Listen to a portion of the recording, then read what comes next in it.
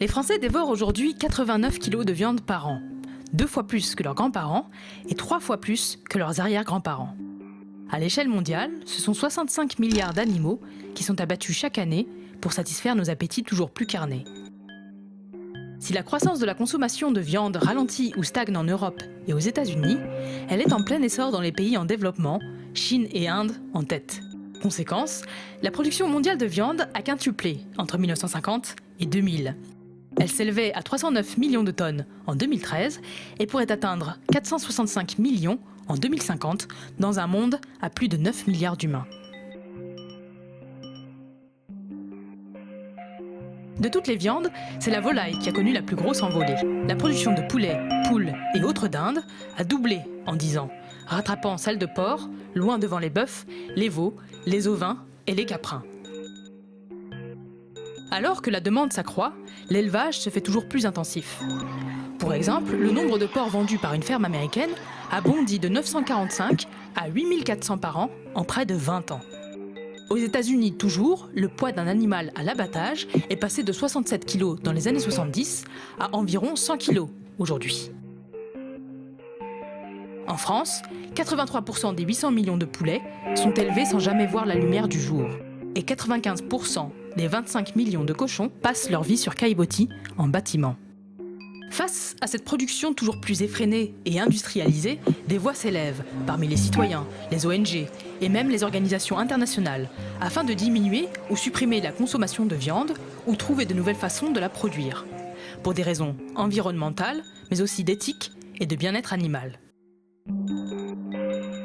Pour produire 1 kg de bœuf, il faut l'équivalent d'une petite piscine, pas moins de 15 500 litres d'eau, avant tout pour irriguer les céréales et le fourrage. 1 kg de porc engloutit 4 900 litres, 1 de poulet, 4 000.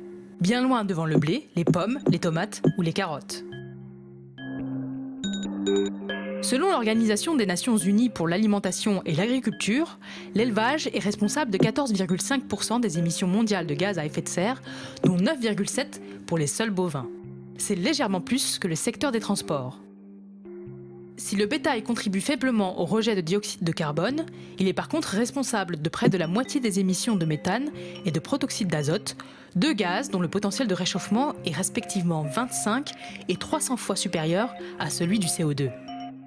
En cause, l'usage d'engrais pour les cultures et la digestion des ruminants. Dans le monde, 70% des terres agricoles sont aujourd'hui destinées à nourrir les animaux, car de plus en plus d'entre eux sont engraissés, non plus avec de l'herbe, mais du blé, du maïs ou du soja OGM. Or, pour produire 1 kg de viande, il faut jusqu'à entre 7 et 12 kg de céréales. Chaque année, ce sont alors plusieurs millions d'hectares qui sont déboisés dans le monde pour laisser place à des pâturages pour le bétail. On estime que l'agriculture est responsable de 70% de la déforestation, en particulier au Brésil, qui possède le deuxième plus gros cheptel bovin au monde. Les élevages industriels sont également à l'origine de pollution de l'eau, en raison des nitrates et du phosphore provenant des épandages de fumier et de lisier. Les rejets de pesticides et d'engrais contaminent également l'environnement. En Bretagne, le phénomène des algues vertes est ainsi attribuable aux élevages porcins intensifs.